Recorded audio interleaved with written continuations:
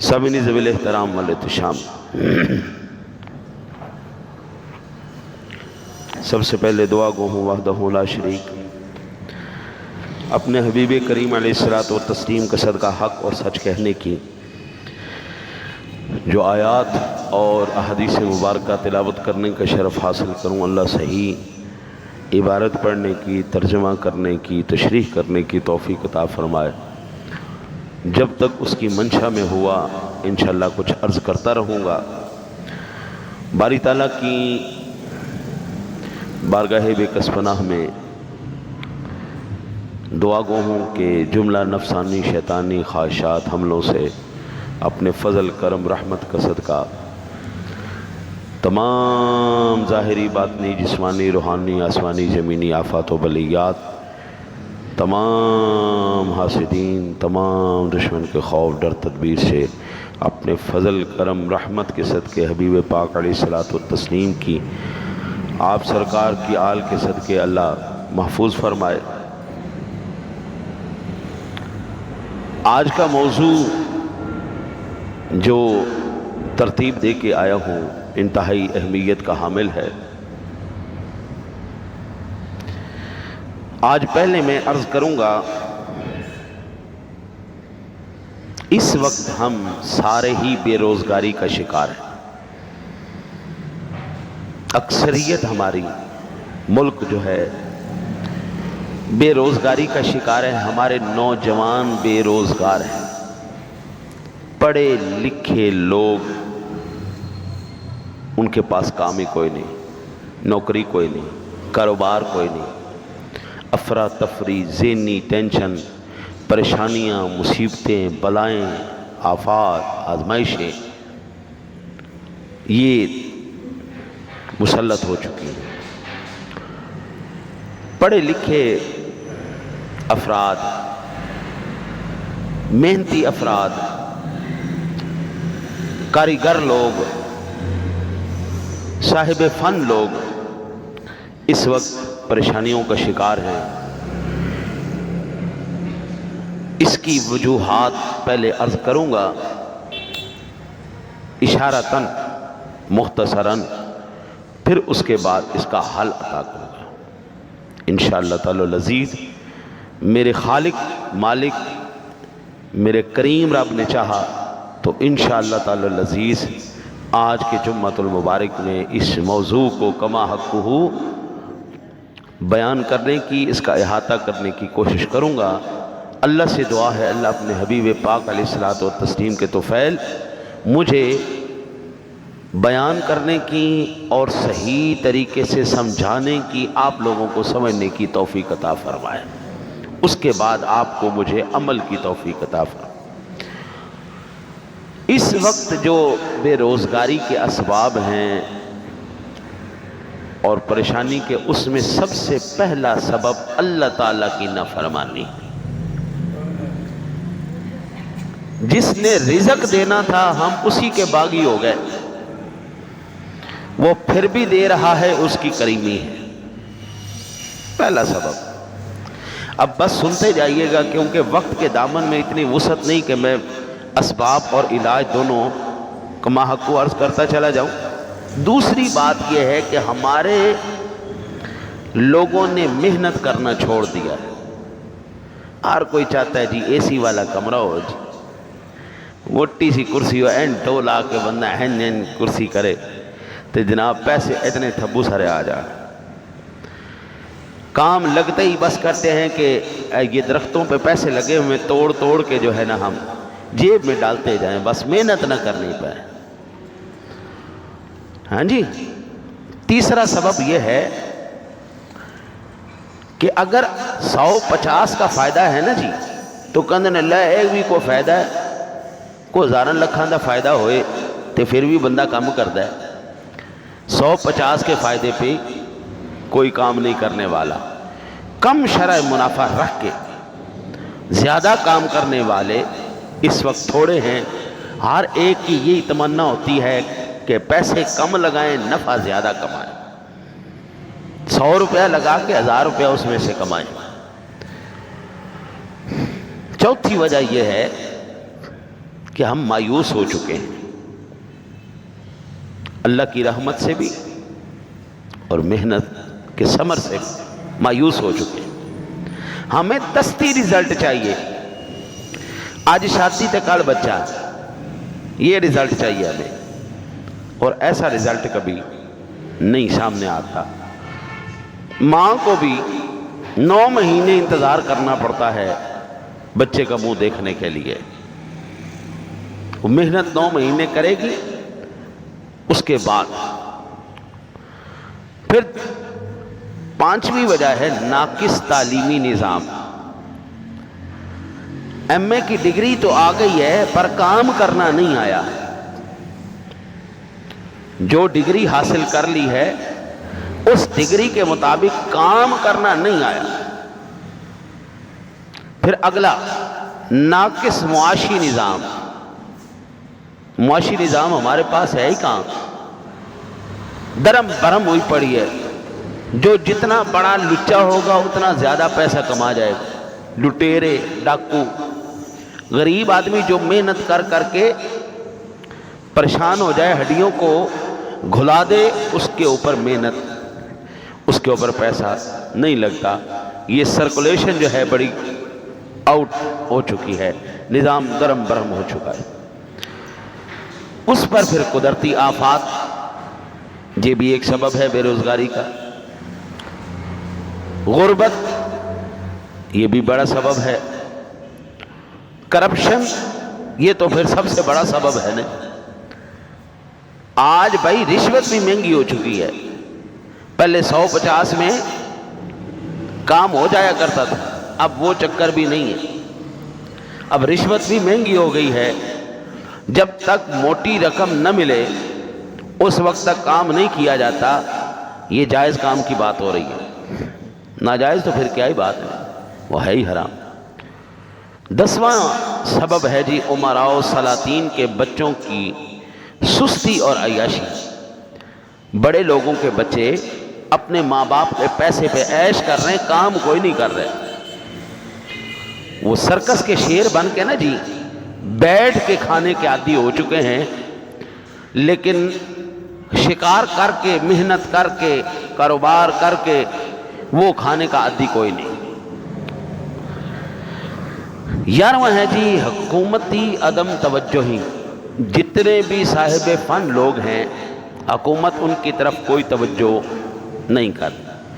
فنکار لوگ، صاحب فن لوگ، صاحب علم لوگ، صاحب ثروت لوگ، یہ ان لوگوں کی طرف کوئی توجہ کوئی نہیں۔ ایک یہ سبب ہے۔ اور آج کل جو سب سے بڑی نحوست ہمارے متھے لگ گئی ہے وہ ہے جی موبائل۔ ہر ایک بچے کے ہاتھ میں موبائل ہے، حتیٰ کہ چھوٹا جو پیدا ہو رہا ہے نا جی اس کو بھی یا ٹی وی کے آگے بٹھایا ہوا ہے، اس کے ہاتھ میں موبائل دیا ہوا ہے۔ یہ ایسی نحوست پڑ گئی ہمارے ذمے، ہمارے متھے لگ گئی، جس نے ہمارے جوان نوجوان سب کا بیڑا غرق کر دیا۔ 13 وجوہات ہے۔ 13ویں وجہ ہے جی جہالت۔ 14ویں وجہ ہے جی بڑھتی ہوئی آبادی۔ آبادی بڑھتی جا رہی ہے، وسائل کو نہیں بڑھ رہے۔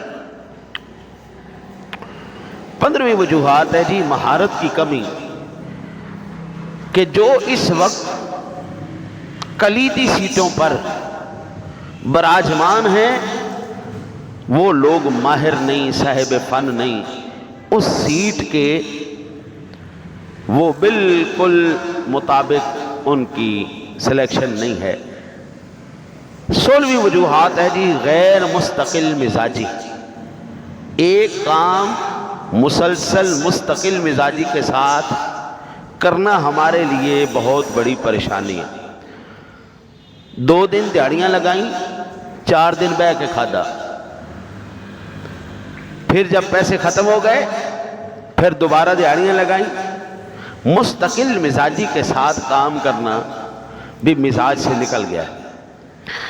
بے روزگاری کے اسباب میں 17واں سبب یہ ہے، یہ جو عالمی سطح پر ملکی خانہ جنگی کی صورتحال پیدا ہوئی ہے، ان کی وجہ سے بھی بے روزگاری بہت تیزی سے بڑھتی جا رہی ہے۔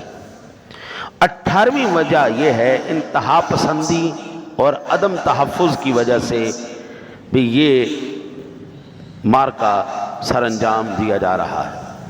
19ویں وجہ یہ ہے زبردستی کام لینا اور غلامی کا نظام، اس کو ترویج دینا۔ 20ویں اور آخری وجہ یہ ہے اللہ تعالیٰ کے دین سے دوری اور اس کے حبیب کریم علیہ السلام کے فرامین سے بغاوت اور عبادات میں غفلت۔ یہ چند میں نے وجوہات عرض کی ہیں۔ اب جناب ایک ایک کر کے ان کا حل میں اللہ کے پاک قرآن سے آپ کو اور حدیث مبارکہ سے عرض کرنے کی کوشش کرتا ہوں۔ اللہ سے دعا ہے اللہ جب تک اس کی منشا میں ہوا مجھ سے وہ گفتگو کرواتا رہے گا۔ سب سے پہلی وجہ یہ ہے کہ جو بندہ بھی تقوی اختیار کر لیتا ہے،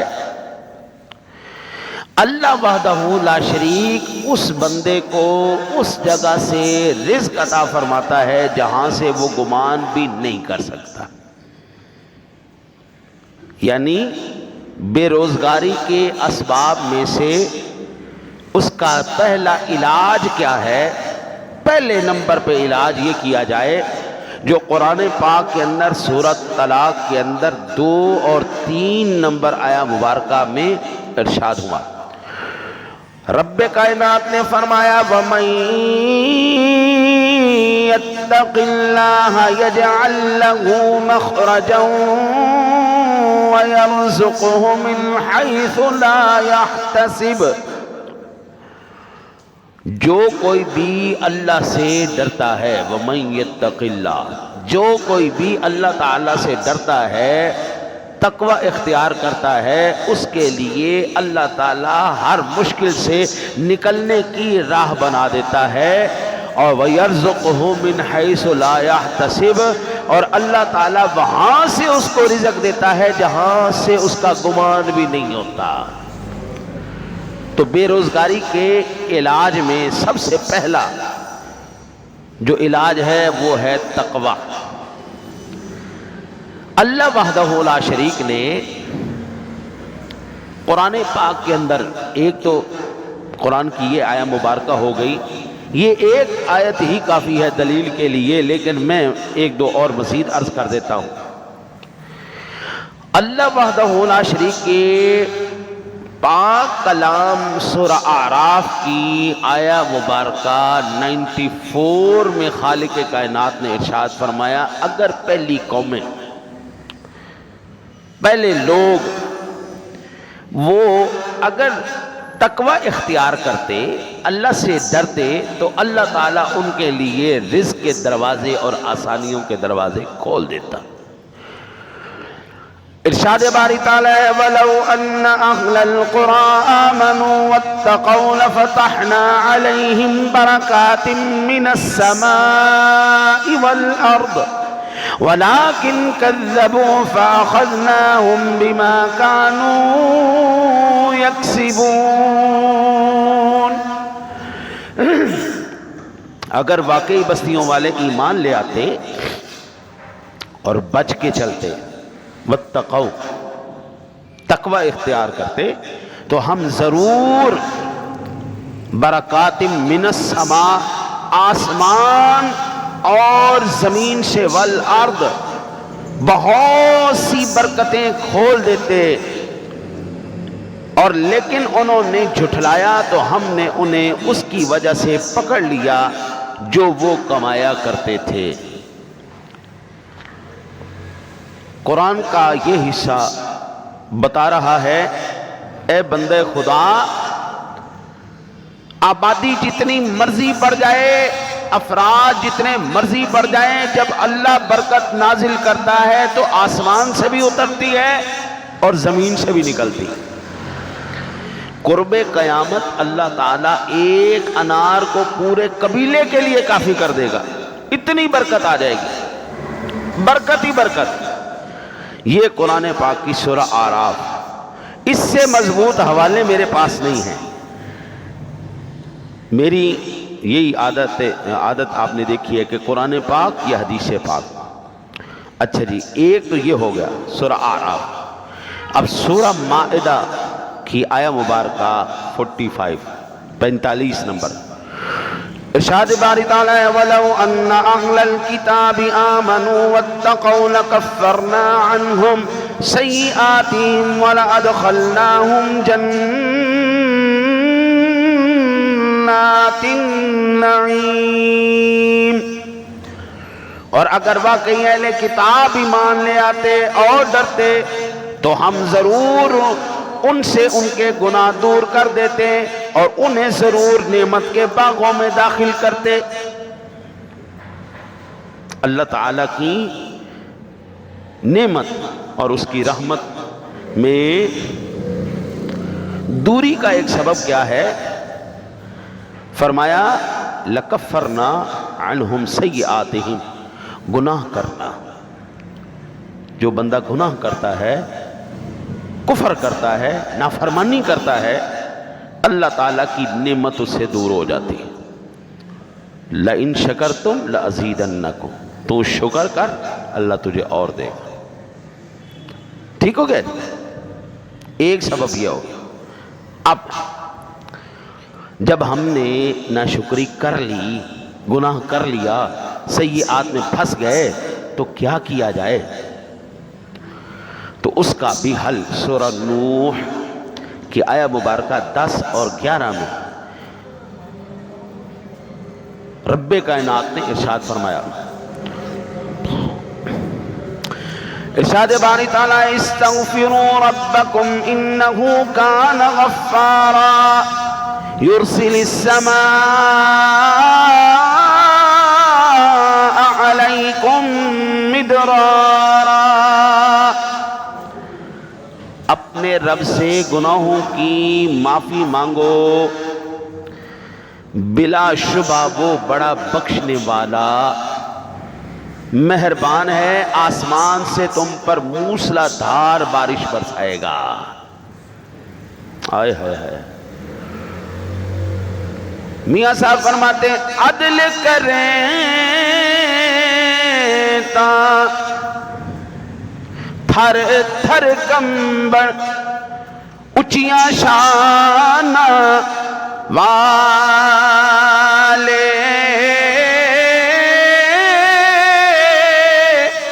او مولا فضل کریں تا بخشے جاون میں ورگے منہ کالے.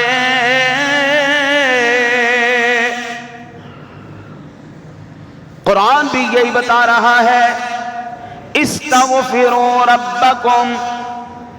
اوہ اللہ سے معافی مانگ لے یار، وہ بخشنہار ہے. سامعین ذوی الاحترام،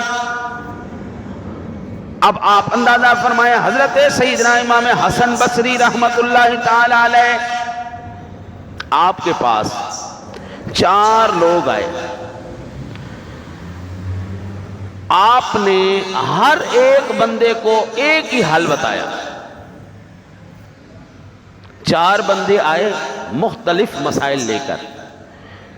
پہلا بندہ آیا، اس نے کہا حضور میرے علاقے میں قحط سالی ہے، بہت زیادہ پریشانی کا سامنا ہے، جانور بھی بھوکے مر گئے، تو کوئی کرم نوازی فرمائیں، حل بتائیں. آپ نے ارشاد فرمایا استغفار کیا کرو، استغفار کرو. دوسرا شخص آیا، اس نے غربت اور افلاس کی. حضور پلے ہی کچھ نہیں، پہننے کو کپڑے ہی کوئی نہیں، کھانے کو روٹی کوئی نہیں، بھوکے مر گئے. آپ نے فرمایا استغفار کیا کرو. پہلے کو کیا حل بتایا؟ قحط سالی کا حل کیا ہے؟ استغفار کر. دوسرا غربت کا رونا لے کے آیا، آپ نے اس کو کیا حل بتایا؟ استغفار کر. تیسرا بندہ آیا، حضور جوان بیٹا تھا، ناراض ہو کے چلا گیا ہے، کوئی خیر خبر کوئی نہیں، کوئی پتہ نہیں۔ ساتھ ایک اور بیٹھا، حضور میری اولاد ہی کوئی نہیں، بیٹا ہو جائے۔ آپ نے دونوں سے فرمایا جاؤ استغفار کرو۔ چوتھا بندہ بولا حضور باغ لگایا ہے میں نے، محنت خوب کی ہے، لیکن پھل ہی کوئی، محنت کر کر کے تھک گئے، کھادیں ڈال ڈال کے تھک گئے، ہر ایک قسم کی حفاظت کر کے تھک گئے، لیکن پھل ہی نہیں آ رہا۔ آپ نے فرمایا استغفار کرو۔ یہ واقعہ تفسیر خازن کی 8ویں جلد کے 154 صفحہ نمبر پر موجود ہے، اور یہی واقعہ صاحب روح المعانی نے اپنی 29ویں جلد کے 73 نمبر صفحے پہ نقل کیا ہے۔ حضرت امام حسن بصری رحمت اللہ تعالیٰ علیہ سے پوچھ لیا آپ کے مرید نے کہ قبلہ قید سالی والا آیا، جو بھی آیا، قبلہ آپ نے ہر ایک کو ایک ہی حل بتایا ہے، استغفار کرو استغفار کرو۔ حضور کبھی ایسا بھی ہوا ہے کہ ایک ہی دوائی ساری مرضوں کے لیے کافی ہو جائے، ایک ہی علاج، طریقہ علاج سب مرضوں کے لیے کافی ہو جائے؟ تو حضور یہ جو آپ نے مرض کا علاج بتایا ہے تشخیص کر کے آپ نے، تو حضور یہ کہاں سے لیا؟ امام حسن بصری بھی تو کوئی معمولی نہیں تھے نا۔ آپ نے فرمایا میں نے اللہ کے قرآن سے یہ سارے حل نکال کے ان کو دیے ہیں۔ کہنے لگے جناب وہ کیسے؟ اب سورہ نوح کی 10 سے 12 نمبر آیہ مبارکہ تک سماعت فرمائی۔ فرمایا استغفروا ربکم انہ کان غفارا یرسل السماء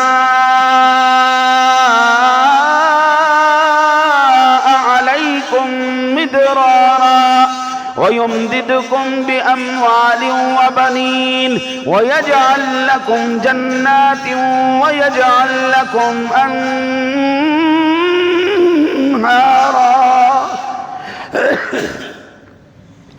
فرمایا استغفروا ربکم، اپنے رب سے گناہوں کی معافی مانگو، بلا شبہ وہ بہت بخشنے والا ہے۔ کیا کرے گا؟ یرسل السماء علیکم مدرارا، آسمان سے تم پر موسلا دھار بارش کرے گا، برسائے گا، اور وَيُمْدِدْكُمْ بِأَمْوَالٍ وَبَنِينَ، اور تمہارے مالوں اور اولاد میں اضافہ کرے گا، اور وَيَجْعَلْ لَكُمْ جَنَّاتٍ وَيَجْعَلْ لَكُمْ أَنْهَارًا، اور تمہارے لیے باغ اور نہریں بنائے گا، تمہیں عطا فرمائے گا۔ یہ تفسیر قرطبی کی 18ویں جلد کے صفحہ نمبر 302 نمبر پر یہ جواب موجود ہے۔ میاں صاحب رحمت اللہ تعالیٰ علیہ نے اس کا خلاصہ بیان فرمایا۔ آپ فرماتے ہیں رحمت دا دریا الہی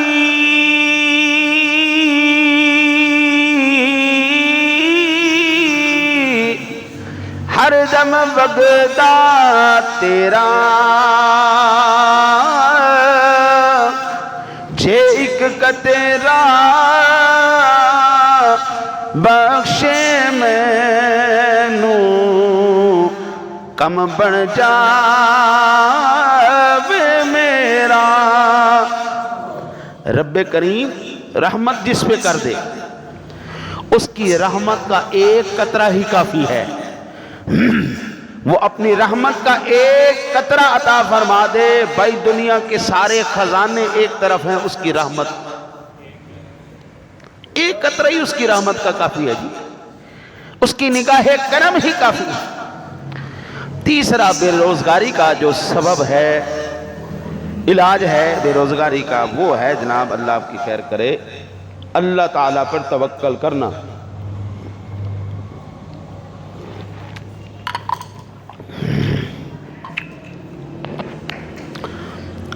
رزق اس وقت ملے گا جب ساری کائنات میں سے بھروسہ صرف اور صرف اللہ کی ذات پہ ہو. اب میں جو بات کرنے لگا ہوں یہ مفہوم مخالف کے طور پہ نہ سمجھیے گا، اس کو ذرا احتیاط کے ساتھ سماعت فرمائیے. آج ہم نے اولیاء اللہ کو اور اس کی مخلوق کو سب کچھ مان لیا. بھائی جو بھی دیں گے نا جی اللہ کے ولی ہی دیں گے. اللہ سے جب ہم دعا کرتے ہیں تو ہمارے وہ جذبات، وہ گہرائی، وہ اطمینان اور وہ لگن ہمیں محسوس نہیں ہوتی جو حضور غوث پاک سے مانگنے میں محسوس ہوتی ہے. آپ دیکھ رہے ہیں، سمجھ رہے ہیں اس بات کو کہ آج ہم سوال کرنے میں اولیاء اللہ کو اولین ترجیحات پہ رکھے ہوئے اور اللہ کو پیچھے چھوڑ دیا. جب اللہ کی ذات پر تیرا بھروسہ ہی نہیں ہے، اللہ پر یقین ہی نہیں ہے، جو نظام کائنات کا چلانے والا ہے. دیکھو میں یہ نہیں کہتا کہ بندہ ان کا وسیلہ دے کے دعا نہیں کر سکتا، لیکن بندے کا اور رب کا ایک رشتہ تو ہے نا یار. رب کریم نے فرمایا یا ایھا الانسان ما غرک بربک الکریم. او انسان، تجھے تیرے کریم رب سے کس نے دور کر دیا؟ وہ اب دوری ایک نہ جی ہمیں ایک نظر آ رہی ہے. سیدنا عمر فاروق اعظم رضی اللہ تعالی عنہ سے روایت ہے، آپ فرماتے ہیں میرے آقا نبی اکرم صلی اللہ علیہ وسلم کی ذات گرامی نے فرمایا لو انکم کنتم توکلون علی اللہ حق توکلہ لرزقتم کما یرزق الطیر تغدو خماصا وتروح بطانا. یہ سنن ترمذی شریف کے اندر 2344 نمبر پر حدیث پاک موجود ہے اور اس کی سند بالکل صحیح ہے. حضرت عمر فاروق اعظم فرماتے ہیں کہ کریم آقا جی علیہ السلام نے ارشاد فرمایا اگر تم اللہ پر اس طرح بھروسہ کرو جیسا کہ اس پر بھروسہ کرنے کا حق ہے تو تمہیں اس طرح رزق دیا جائے گا جس طرح اللہ پرندوں کو رزق عطا فرماتا ہے. وہ صبح کے وقت خالی پیٹ نکلتے ہیں، رات کو اللہ تعالیٰ ان کا پیٹ بھر کے ان کو گھر واپس لوٹاتا ہے. یہ سنن ترمذی شریف کی حدیث ہے. تو بے روزگاری کے علاج میں ایک علاج یہ بھی ہے کہ اللہ کی ذات پہ توکل کیا جائے. سورۃ طلاق کی آیہ نمبر 3 فرمایا وَمَن يَتَوَکَّلْ عَلَى اللَّهِ فَهُوَ حَسْبُهُ. جو اللہ پر بھروسہ کرتا ہے پھر اللہ اس کے لیے کافی ہو جاتا ہے. اب آگے ایک سبب اس کا، ایک علاج اس کا یہ ہے کہ بے روزگاری سے ہم کیسے نجات حاصل کریں. تو اس کا علاج یہ ہے کہ اللہ وحدہ لا شریک کے ساتھ تعلق قائم کرنے کے لیے آدمی وقت مقرر کر لے. یوں کہیں کہ دنیا سے کٹ کے رب کو منانے کے لیے اپنا وقت تھوڑا سا فارغ کر لے. سنن ترمذی شریف کے اندر 2466 نمبر پر آیا مبارک اپنا حدیث مبارکہ موجود ہے. میرے آقا نبی اکرم صلی اللہ علیہ وسلم نے فرمایا یا ابن آدم تفرغ لعبادتی املأ صدرک غنى واسد فقرک وإلا تفعل ملأت یدیک شغلا ولم اسد فقرک. اے ابن آدم میری عبادت کے لیے اپنے آپ کو فارغ کر، میں تمہارے سینوں کو تونگری سے بھر دوں گا.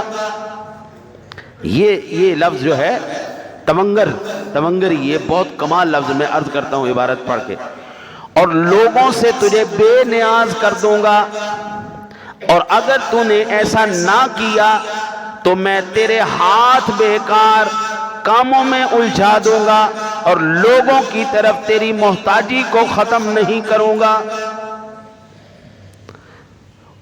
بندے کے پاس نا جی تونگری آ جائے، یہ ایک ایسی صفت ہے جی، سادہ لفظوں میں ضمیر کا اطمینان۔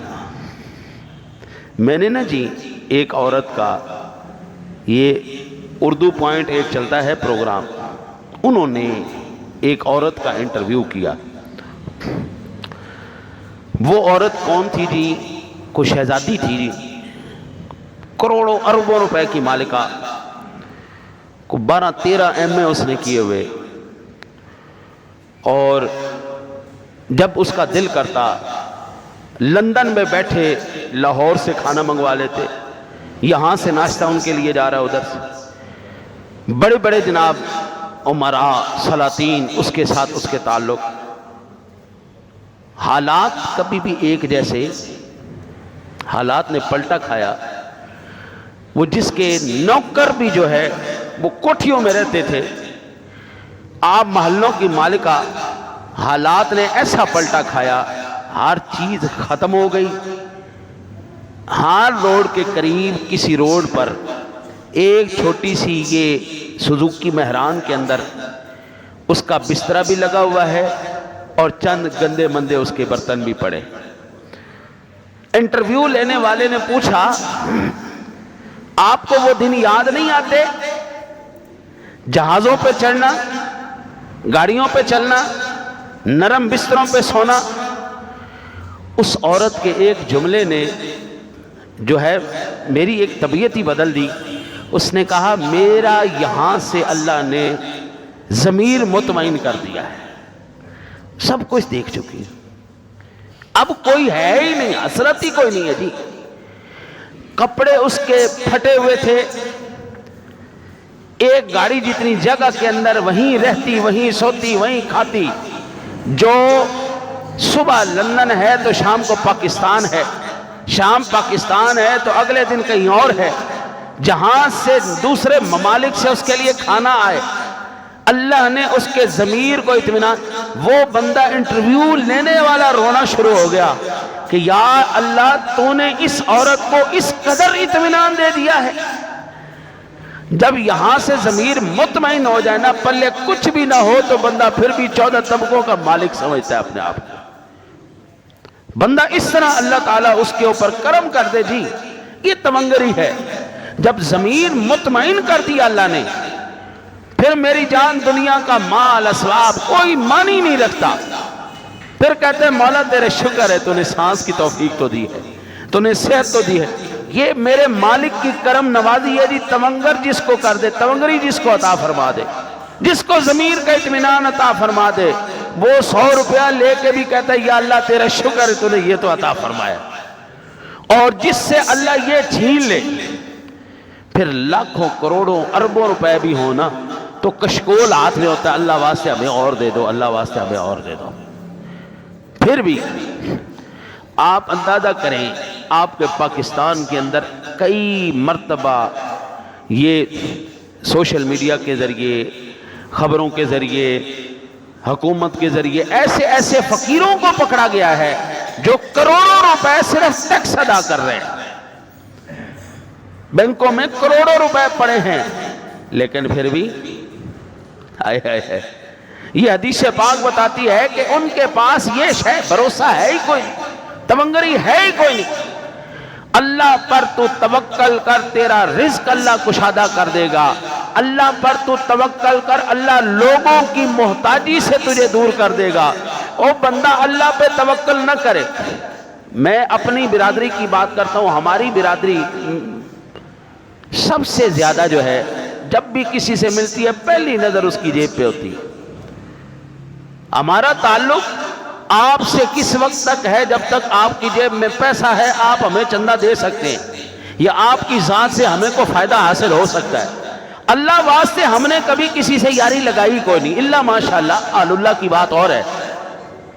اللہ والوں کی بات اور ہے، ورنہ میں اکثریت کی بات کر رہا ہوں۔ ہم تو ملیں گے بھی تو نواب بندے سے ملیں گے، چودھری بندے سے ملیں گے، غریب آدمی سے ملنا ہماری ویسی توہین ہے جی۔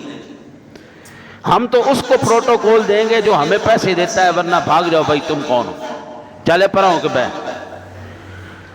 اللہ کی ذات پر توکل نہیں نہ کیا۔ دیکھو رزق کس نے دینا ہے؟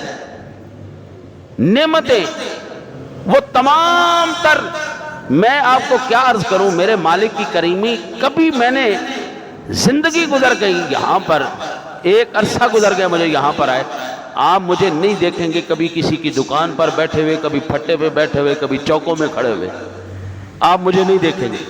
آپ نہیں دیکھیں گے میں نے پرچی پکڑی ہوئی ہے، وہ رسیدیں پکڑی ہوئی ہے، اور چندہ لینے کے لیے میں جناب اس گلی میں بھی گھس گیا، ادھر بھی گھس گیا، ادھر بھی۔ لیکن ایمان سے بتاؤ کیا اس مسجد کا نظام نہیں چل رہا؟ وہ کہاں سے چل رہا ہے؟ وہ اللہ پیدا کرتا ہے اللہ کے بندے، تو توکل کر کے تو دیکھ، تو ایک دفعہ اس پر تو تکیہ کر تو صحیح، مالک تو ہی ہے، دلوں کو تو نے پھیرنا ہے، طبیعتوں کو تو نے پھیرنا ہے، وہ ایسا پھر عطا کرتا ہے بابا، نہ کسی کا احسان ہوتا ہے، ہمارے کام بھی چل جاتے ہیں۔ ورنہ ہمارا اللہ ماشاءاللہ کوئی مسجد ایسی ہو جیسی الحمدللہ ہماری یہاں پر آپ کو نظر آ رہی ہے، ورنہ ہر ایک مسجد کے جتنے بھی افراد 15 انتظامیہ والے ہیں، 20 انتظامیہ والے ہیں، ہر ایک کے ہاتھ میں پرچیاں ہوتی ہیں، اور وہ پورے گھر گھر دکان دکان محلے محلے کے اندر گھس کے جناب سر کے دروازے کھڑکھڑا رہے ہوتے ہیں، کوئی سویا ہے، کوئی جاگا ہے، کوئی اٹھا ہے، لاؤ بھائی پیسے کٹو۔ کیا علاقے میں کوئی ایسے مخیر افراد ہیں ہی نہیں؟ وہ 20 انتظامیہ والے 5-5 ہزار روپیہ ڈالے، مسجد کا نظام نہیں چلتا؟ لاکھ روپیہ جب بنے گا تو کیا مسجد کا نظام نہیں چل سکتا؟ لیکن نہیں، توکل رب کی ذات پہ ہے ہی کوئی نہیں، اپنا جیب سے نکالنا ہی کوئی نہیں۔